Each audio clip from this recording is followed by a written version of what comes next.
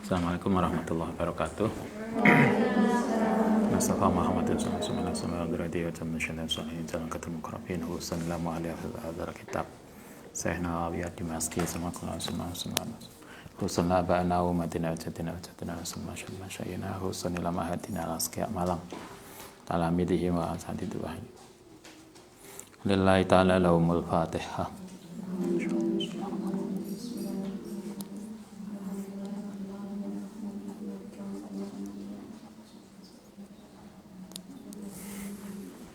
Bismillahirrahmanirrahim. Bab ke-35. Babul amri, bab tentang perintah bil wafai kalawan memenuhi, bil ahdi kelawan janji. Bab tentang perintah memenuhi janji. Kala ngendika sapa Allah taala wa aufu lan memenuhono sapa sira bi ahdillahi taala kelawan janjine Allah taala idza ahadtum nalikane berjanji. Janji pada Allah bisa bermakna sumpah. Kadang kita sumpah toh atau nadar. Nanti kalau saya diterima S2 tasakuran. Nah, delala udah diterima gung tasakuran. Misalnya sapa sing misalnya begitu. Wa aufu bi ahdillahi. Kala ngendika sapa Allah taala, ya ayyuhalladzina amanu aufu memenuhi sapa sira bil uqudi kelawan janji. Faqalat banyak ayatnya toh. Qala ta'ala ayat yang lain wa aufu bil ahdi. Wa aufu lan memenuhi sapa sira bil ahdi kelawan janji. Inal ahda krana janji iku kana ana apa ahda iku mas'ula akan dimintai pertanggungjawaban. Janji kita, sumpah kita itu akan dimintai pertanggungjawaban di hadapan Allah Subhanahu wa taala. Wal ayatu utai ayat fi dzalika ing dalem ahdi memenuhi janji iku kasiratun banyak. Di misalnya di surat Baqarah itu laisal biru antuwalu wujuhakum qibalal masyriq wal maghrib, itu salah satu yang disebutkan Tuhan, salah satu bentuk kebaikan yang ada 5 itu adalah wa'ufu bil ahdi, yaitu memenuhi janji. Wa min asyaddiha lan ikut termasuk ayat yang paling keras. Qaulu ta'ala ya ayyuhalladzina amanu lima taqulu. 5 kenapa takuluna ngucap sapa sira maing barang lataf alun yang tidak engkau akan lakukan. Jadi yang nggak boleh, ayat ini sering dipakai oleh sebagian orang untuk nggak berani. Biasanya gini, ada laki-laki, bapak-bapak, dia dianggap memenuhi baik secara keilmuan, kemudian diminta oleh jadi khotib Jumat. Tapi bapak kadang nggak mau, alasannya, ngapunten saya belum bisa ngelakoni ini, karena itu sungkan untuk ngasih ceramah, karena ada ayat itu. 5 takuluna ma la taf'alun. Kenapa engkau mengatakan sesuatu yang tidak kau lakukan? Tapi dulu ayatnya sebetulnya persoalannya bukan apakah kita sudah melakukan atau tidak. Persoalannya di situ, bukan itu.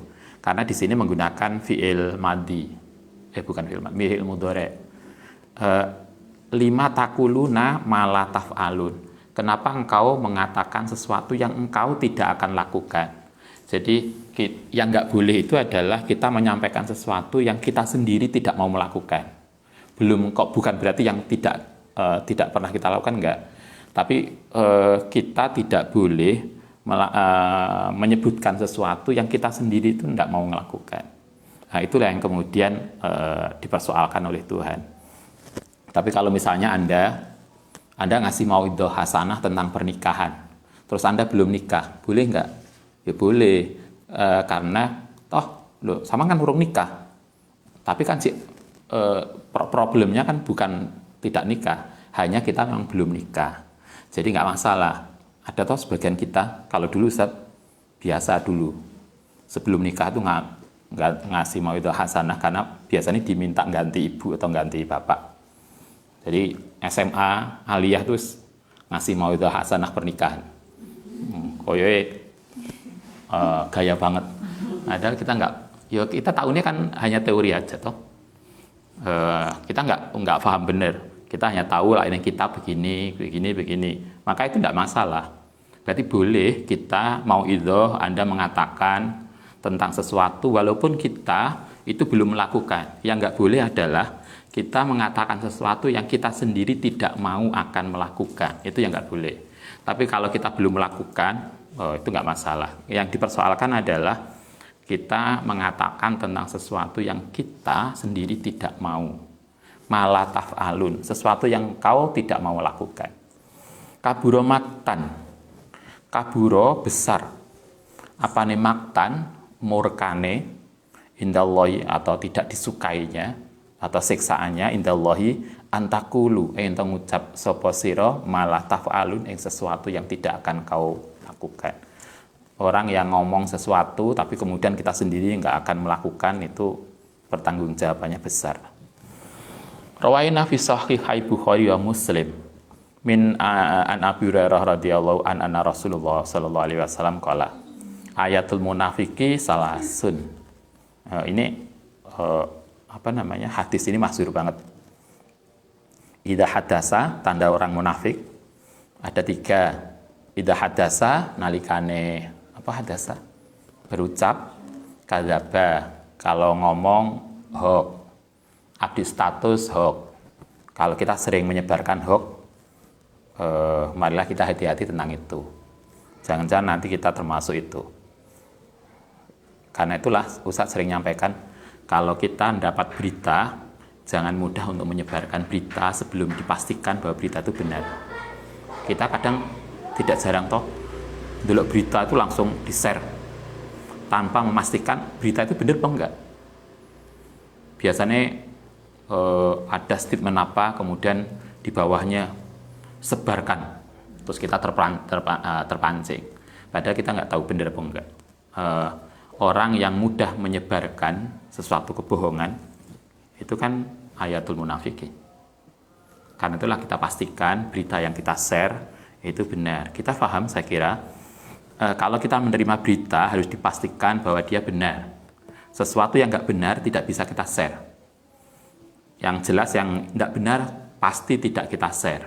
Yang benar pun belum tentu kita share. Karena kan konteksnya bisa beda. Karena kita ketika mau nge-share itu kan kita mikir, kira-kira ini manfaat enggak saya share? Ini ada kontribusi keilmuan enggak? Ada manfaatnya enggak?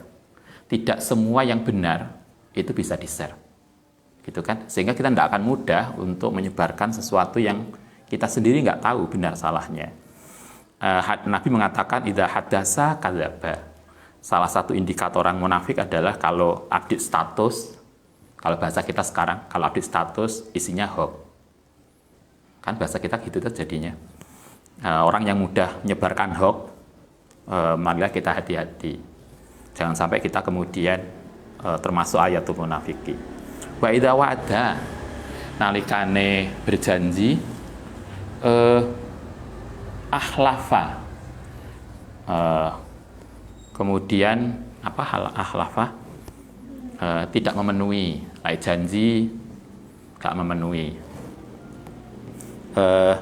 Tapi beda, tidak memenuhi itu bisa karena memang sengaja nggak memenuhi, bisa juga karena nggak mampu memenuhi, itu kan beda toh. Kayak seorang calon suami, calon istri itu biasanya kan si pacaran kan janjinya luar biasa. Wis toh, ada teman dulu nikah, maaf pandangannya agak kurang bagus. Kata istrinya, nggak apa-apa mas, nanti tiap hari saya buatkan jus wortel biar kayak kelinci toh. Biar padang kayak kelinci. Kenapa kelinci itu pandangannya tajam? Karena panganannya wortel. Misalnya dia cerita gitu. Tapi begitu nikah awal-awal aja dibuatkan, setelah itu enggak. Itu kira-kira masuk idza wa'ada apa enggak itu. Kan ada lagi yang wis nanti kalau kita nikah nanti tak buatkan rumahnya yang semacam-macam janjinya. Terus kemudian ternyata suami kita ternyata pekerjaannya tidak cukup besar sehingga hasilnya tidak cukup untuk membuat rumah besar. Kira-kira itu termasuk tidak memenuhi janji enggak? Kan begitu toh?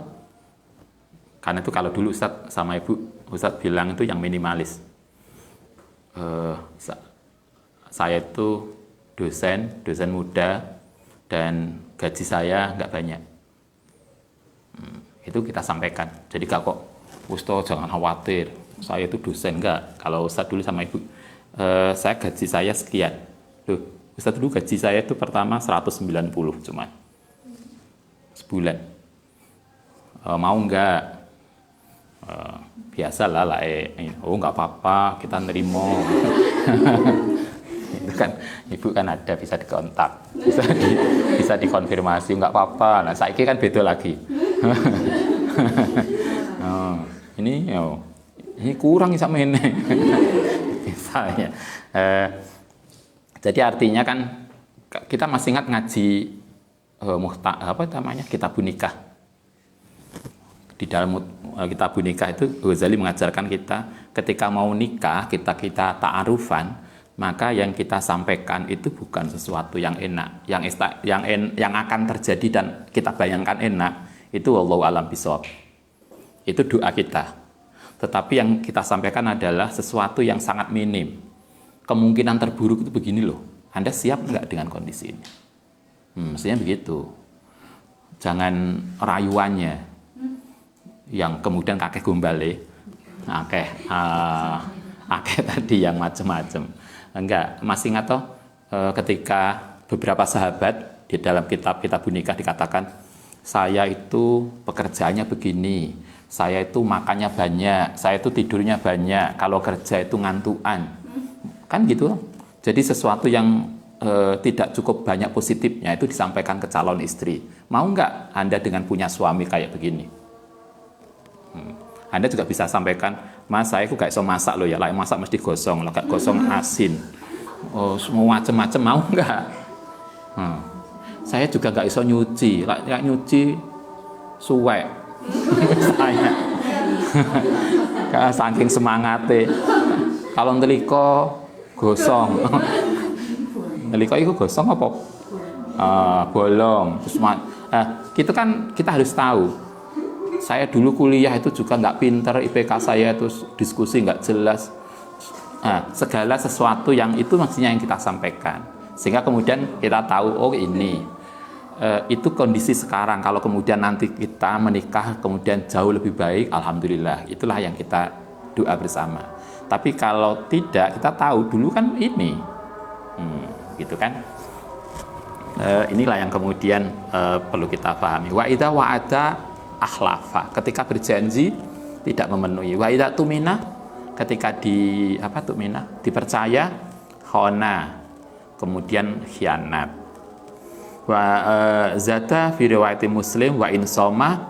Ini lebih menakutkan.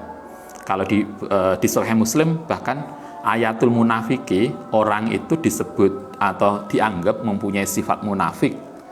Wa in soma, senajan dia puasa, wa sholla, walaupun dia sholat, wa za'ama, lan dia menganggap mana ustune man iku muslimun. Walaupun kita sholat, walaupun kita puasa, walaupun kita menganggap diri kita muslim, tapi kalau kita punya sifat tadi, kalau kita update status itu isinya hoax, kalau kita berjanji tidak memenuhi, kalau kemudian dipercaya khianat, maka kata Nabi kita termasuk munafik. Walaupun sholat wa soma. Ini luar biasa. Wal hadisu tay hadis bihadal makna iku kasiratun wa fima dzakarna kifayatun. Nah, sekarang begini persoalan lebih lanjut. Waqat istama'a lan teman-teman ijma sopala ulama-ulama ala anaman. Yang atase wong wa ada yang janji insanan syai'an sesuatu laisa, maka tidak boleh bimanhin anhu, dilarang. Orang janjinya apa itu terserah, jadi tidak ada larangan janji opo, nggak ada. Anda janji apa saja boleh saja. Tapi sekarang pertanyaannya, memenuhi janji itu hukumnya wajib atau tidak wajib, atau sunnah gitu ya, sunnah atau wajib. Fayam bagi mongko seyogya apa an ayafi'ah ayen to memenuhi sapa man biwadi kelan janjine man. Wa hadzalika ana to itu tadi memenuhi janji kewajibun. Memenuhi janji itu wajib atau mustahabun atau sunnah. Hukum memenuhi janji itu wajib atau sunnah. Fihi iku ing dalem memenuhi janji khilafun utawi ana perbedaan pendapat bainahum ing dalem antarané ulama. Ternyata tidak semua sepakat memenuhi janji itu wajib. Ada yang sunnah. Dhahaba berpendapat sapa Syafi'i, Imam Syafi'i wa Abu Hanifah wa jumhur dan sebagian besar ulama ila annahu saat temene memenuhi janji iku mustahabun. Ternyata kalau Imam Syafi'i menganggap memenuhi janji itu sunnah. Walaupun ayatnya banyak tadi. Ancamannya bahkan ayatul munafiki. Tapi Imam Syafi'i, Abu Hanifah dan sebagian jumhur ulama mengatakan memenuhi janji itu sunnah. Falau tarokahu, mongko lamun meninggalkan sapa man hu ing janji, fatahu, mongko hilang hu ing man apa al-fadlu. Jadi kalau orang itu tidak memenuhi janji, maka berarti dia kehilangan keutamaan wartakaba dan melakukan al-makruh ing persoalan makruh. Jadi meninggalkan janji itu makruh bukan haram. Karohata tanzih dengan makruh tanzih. Walakin layak samu tetapi tidak berdosa. Itu menurut Imam Syafi'i dan menurut Abu Hanifah. Tetapi wadhaba jama'atun, wadhabalan berpendapat sapa jama'atun sebagian ulama yang lain ila annahu saat temene memenuhi janji iku wajibun, wajib. Kalau menurut yang lain hukumnya wajib. Menurut Imam Syafi'i dan Abu Hanifah hukumnya sunnah. Kalau kita bisa tengah-tengah, kita upayakan dipenuhi. Kalau kemudian dalam konteks tertentu kemudian tidak terpenuhi, maka kita sudah berusaha. Jadi artinya kita tidak kemudian berusaha untuk sejak awal nggak memenuhi, nggak. Kayak yang Ustaz sering sampaikan tuh, kita itu kadang biasa mengucap insya Allah, tapi kan beda rasa di hati kita. Mbak mungkin diundang makan-makan,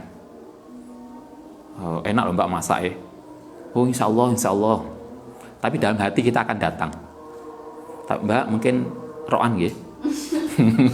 Mungkin kerja bakti, nanti kerja bakti bersih-bersih, kita jawabnya juga sama, insya Allah, tapi dalam hati nggak akan datang. Coba itu beda loh. Karena itu kalau kita berjanji, kita dalam hati kita sudah berusaha sejak awal, kita akan penuhi janji kita. Kalau kemudian karena alasan tertentu kita tidak bisa, itu persoalan lain.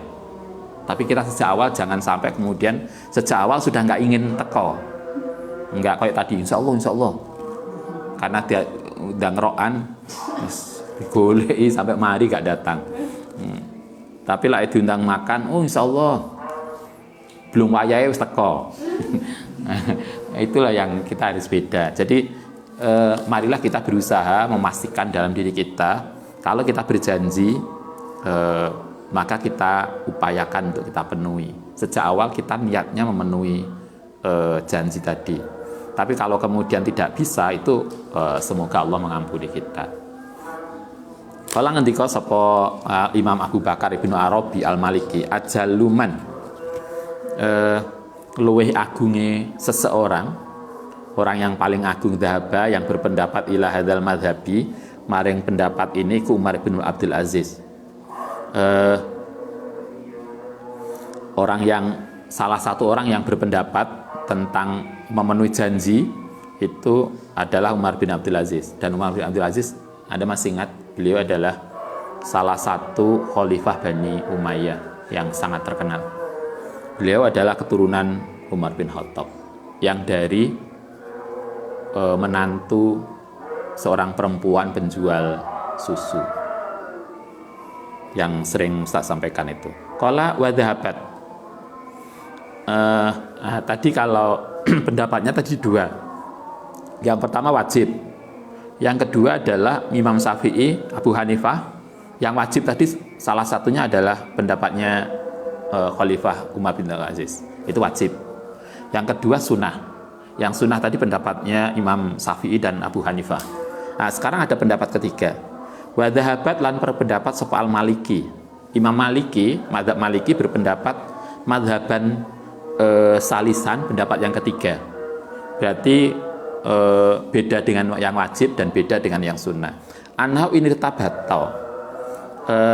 Stune janji iku ini batal lamun berhubungan apa al-wa'du janji bisa babin dengan sebab tertentu kakaulihi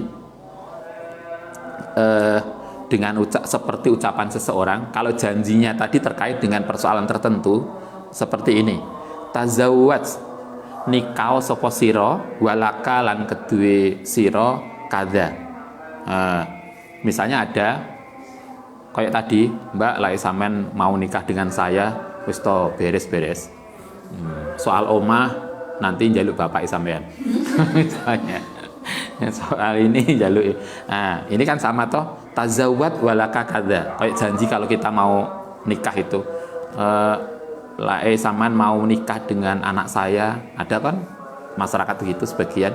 Kalau kamu mau menikahi anak saya, nanti kamu tak buatkan ini, atau biasanya sinetron. Jadi nikah, kalau kita disuruh nikah dengan orang tertentu, kemudian kalau kita mau, maka kita akan mendapatkan sesuatu. Wahlif lan halafa ganti lana kasdiri sirakul atas tumituni wala kada kada. Kalau engkau mau mengikuti saya, kamu dapat begini. Pokoknya janji itu yang terkait dengan alasan tertentu. Kalau itu bagaimana? Maka wajaba al-wafa. Kalau dia janji dengan konteks tertentu, maka wajib. Jadi akhirnya janji itu ditafsir, dirinci. Kalau janji itu terkait dengan alasan tertentu, maka berarti janji itu wajib untuk dipenuhi. Tapi kalau tidak ada alasan tertentu kemudian kita janji, maka berarti hukumnya menjadi tidak wajib. Berarti tengah-tengah antara yang wajib dan yang sunnah. Kayaknya kita bisa sepakat yang ketiga. Jadi jelas kalau Anda janji tentang sesuatu, kalau Mbak, kalau sampean nanti aku tolong dibantu buat skripsi. Kalau sampean bantu saya, nanti saya belikan bakso. Maka bakso itu kan janji ketika dia membantu kita, maka wajib memenuhi beli bakso. Tapi lah Mbak, nanti sampean tak tukar bakso ya, tanpa ada alasan apapun, maka kita tidak wajib memenuhinya. Hukumnya sunnah aja. Maka beda. Podo-podo tukar bakso, yang satu karena alasan tertentu, yang satu tanpa alasan. Maka janji yang tanpa alasan itu hukumnya sunnah untuk memenuhinya. Tapi janji yang terkait dengan alasan tertentu, tujuan tertentu, maka menjadi wajib memenuhinya. Itu pendapatnya Imam Malik. Dan kayaknya kita lebih bisa memahami yang ini. Jadi jelas janji itu tidak wajib mutlak, juga tidak sunnah mutlak. Lihat-lihat karena janji itu macam-macam. Kalau ada alasannya kayak nikah, kayak macam-macam tadi, maka wajib. Wajibal wafa ingkana wa'dan, mongko lamun ana apa janji ku wa'dan mutlakon. Kalau janji itu ada janji mutlak tanpa alasan, lam yajib, mongko tidak wajib. Wastadalah lan nggawe alasan, gawe dalil sepeman wong lam yujibhu, kang tidak mewajibkan. Tadi kenapa Imam Syafi'i tidak menghukumi wajib memenuhi janji? Karena Imam Syafi'i menganggap janji itu sama dengan hibah. Hibah itu hukumnya sunnah. Alasannya begitu. Tapi lain delok tadi, janjine kalau sampean bantu saya, itu kan nggak lagi bisa hibah. Itu kan janji. Kecuali yang janjinya tanpa alasan, itu bisa hibah. Tapi Imam Syafi'i menganggap pokoknya janji itu sama dengan hibah. Karena hibah maka hukumnya sunnah. Boleh dikasih, boleh tidak. Wasadalah malam yujibu bi annahu fi makna hibah. Imam Syafi'i menganggap janji itu sama dengan hibah tadi. Wal hibatu utawi hibah iku la talzamu, tidak wajib ila bil qabdi, kecuali dengan dicabut indal jumhuri, kecuali kalau kemudian dibatalkan. Wa indal maliki, menurut Imam Maliki talzamu wajib apa hibah qabla qabdi, sebelum menyerahkan. Jadi hibah itu sebelum diserahkan, maka hukumnya sunnah saja. Misalnya kita ngasih, Mbak nanti saya kasih kitab satu-satu, tapi barang itu belum saya kasihkan, maka dianggap hibah. Karena hibah maka hukumnya sunnah. Kecuali kalau wis tak kayak nih, kita sudah dibagi ternyata nggak boleh kita ambil lagi, itu ya nggak boleh, karena sudah dikasihkan. Tapi kalau orang dikasihkan, maka nggak harus dikasihkan. Itu Imam Syafi'i, karena dianggap memenuhi janji tadi kayak hibah tadi. Kalau Imam Malik enggak, hibah itu ketika sudah terucap maka dia harus diberikan, tidak boleh ditunda, nggak boleh dibatalkan, walaupun belum diberikan, dia tetap hukumnya wajib. Itu bedanya. Babu istihbabi du'ail insan, bab tentang sunnahnya doanya seseorang liman maring wong arodo, yang menampilkan, yang menunjukkan hal ing atase man malahu ing hartane awerohu ing liyane. Ini kalau Anda misalnya neng kampus atau di rumah, kemudian ada orang yang mau ngasih sesuatu pada Anda, Mbak, iki ada tanah lah sampean gawe sekolah, gawe pondok, ini saya kasih. Biasanya gitu, saya kasih hibah atau kasih wakaf tanah. Bagaimana kalau kita begitu? Maka kemudian kita diperintahkan, disarankan untuk mendoakan dia, karena dia telah menunjukkan sesuatu yang baik. Rawaina fi sahih Bukhari wa ghairihi an Anasin radhiyallahu an lamma qadimu, nalikane padha datang sapa orang-orang muhajirin al Madinata ing Madinah, nazala turun sapa Abdurrahman bin Auf. Abdurrahman bin Auf begitu hijrah dari Mekah ke Madinah, itu langsung jujuk itu, langsung datang ke rumahnya Sa'ad bin Rabi. Jadi dari Mekah itu langsung datang ke rumahnya Sa'ad bin Rabi. Begitu Sa'ad bin Abi Rabi tadi nerima kedatangan Abdurrahman, dia begini ucapannya. Fakola mongko ngucap sapa Sa'ad, ukosimuka, bagi sapa ingsun ka ing sira mali ing hartaku. Oh, hebatnya orang dulu. Ada pendatang muhajirin datang, saat langsung gini, saya punya kekayaan sekian, kekayaan ini akan saya bagi dua antara saya dengan Anda. Nah, ternyata yang dibagi bukan hanya kekayaannya. Wa unzilu laka, lan membagi laka untukmu an ihda imro'atai, dari salah satu istriku. Koyo, Mbak, Mas, saya punya istri 4, kan pilihlah situ. Koyo milih sepeda motor. Nah, tapi dulu begitu. Salah satu dari istri silakan Anda ambil. Apa jawabannya Abdurrahman bin Auf? Ini doanya, barakallahu laka fi ahlika wa malika. Intinya bukan bagi istri loh ya.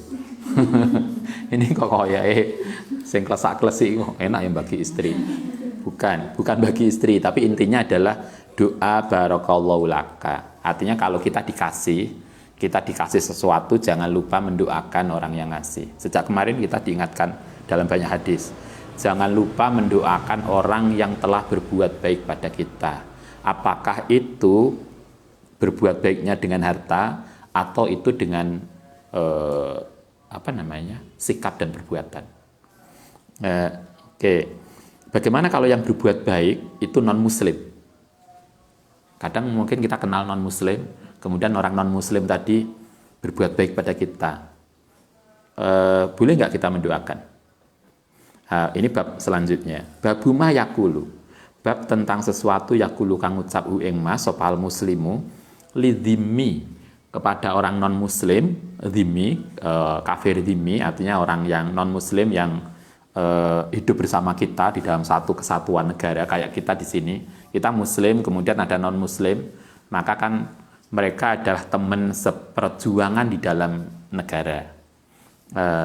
Idza fa'ala nalikane berbuat baik di kelawan dhimmi ma'rufan. Kalau kita kemudian ada teman non-muslim yang berbuat baik pada kita, maka kita pun harus tetap mendoakan pada dia.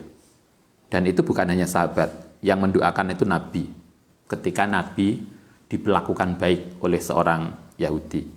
I'lam annahu la yajuzu. Tapi kalau dalam menurut Imam Nawawi, doanya itu bukan doa maghfirah, tapi doa hidayah. La yajuzu tidak boleh apa ayu doa yang mendoakan lahu maring dhimmi bil maghfirati kalan maghfirah. Ini yang agak beda. Kalau Imam Nawawi doanya itu tidak maghfirah, bukan doa diampuni, tapi doa diberikan hidayah. Wa ma asbaha mimma saking barang layak kuno yang tidak ono yang tidak patut lil kufari maring orang kafir. Walakin ya juzu tetapi boleh apa ayu doalahu untuk mendoakan bil hidayati kelan hidayah wasihatil badani. Terima kasih Mbak, moga-moga sampean sehat semua. Teman kita non muslim yang berbuat baik pada kita, maka kita disarankan mendoakan. Boleh mendoakan kesehatan, wal afiyah, doa afiyah, doa keselamatan, moga-moga selamat nggih semuanya. Itu boleh. Kita sehingga kemarin mestinya ini yang harus cukup populer di kita. Jadi bagaimana relasi kita dengan non-muslim itu baik. Selama ini kayak ada kesan non-muslim itu kayak kemudian dianggap orang musuh yang tidak layak hidup di Indonesia. Kan kayak kesannya oleh sebagian orang kan gitu. Padahal Nabi tidak ngajari gitu. Ketika Nabi diperlakukan sangat baik oleh non-muslim, Nabi tidak lupa mendoakan mereka. Rawaina fi kitab Ibnu Sunni an Anasin radhiyallahu an qala istasqa butuh minum, perlu minum sapa Nabi. Suatu ketika Nabi itu haus dan butuh minum. Apa yang terjadi? Fasaqahu. Kemudian ngasih minum hu ing Nabi sapa Yahudi. Coba. Nabi suatu ketika kehausan di sebuah perjalanan, kemudian beliau nyari air. Siapa yang ngasih air kanjeng Nabi? Yahudi. Kemudian Nabi dikasih Yahudi, bukan kemudian ini non-muslim, nggak halal, kan nggak gitu. Nabi kemudian ketika butuh air, ada Yahudi ngasih air minum kepada Nabi. Faqala, mongko kemudian dawuh lahu maring Yahudi sapa Nabiyu, jamalakallahu, semoga membuat ganteng kaing sira sapa Allah. Semoga kalau bahasa kita, semoga sama diberikan kesehatan, diberikan kemakmuran. Nabi tidak pernah lupa mendoakan itu. Begitu Yahudi tadi didoakan jamalakallah famaro'a, maka tidak pernah terlihat, tidak pernah melihat asyaiba yang uban. Manjure doanya Nabi. Orang Yahudi tadi loh yang didoakan karena ngasih minum Nabi, itu sampai wafat dia tidak pernah ketok ubanan. Jadi ganteng terus sampai mati doanya Nabi. Tapi kalau Anda ketemu Nabi, jangan hanya doa. Nabi, saya minta didoakan cantik. Terlalu recehan lah kalau gitu. Doalah yang kita dulu masih ingat mau haji beberapa tahun yang lalu, mau umroh. Kita pengen, ketika di sana itu kan mustajabah. Dulu ada teman di sana, pas haji itu doanya cuma satu. Jadi kemana-mana doanya gini, tanah ombo, tanah ombo, tanah ombo. Ngerti ya yang luar Jawa, tanah ombo itu tanah luas. Begitu pulang haji itu tanah-tanah sekitarnya semua menjadi miliknya akhirnya. Manjur doanya. Ketika itu kita pengen doa kayak gitu. Doa tanah ombo oleh Mbah Kong Nganjuk dan Mbah Kong di Banyuwangi. Haji angel-angel, dungane cuma tanah ombo, terlalu recehan. Marilah kita doa yang lebih substansif, yang lebih penting untuk kehidupan kita. Tapi intinya di sini kita diajarkan kalau kita diperlakukan baik oleh seseorang walaupun dia non muslim, jangan lupa mendoakan. Itu yang diajarkan oleh Nabi, tidak pernah lupa mendoakan kepada siapapun yang telah berbuat baik pada kita walaupun mereka adalah non muslim. Itu yang penting untuk kita karena kita hidup bersama dengan yang lain. Baik, begitu, semoga manfaat. Al-Fatihah.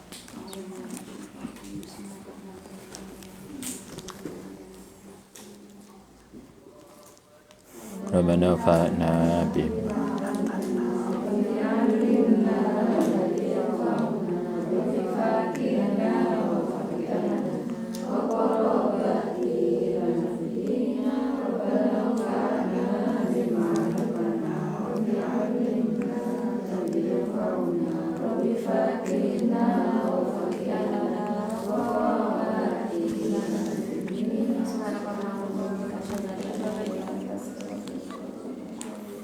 sebelum kita akhiri, ini kitab.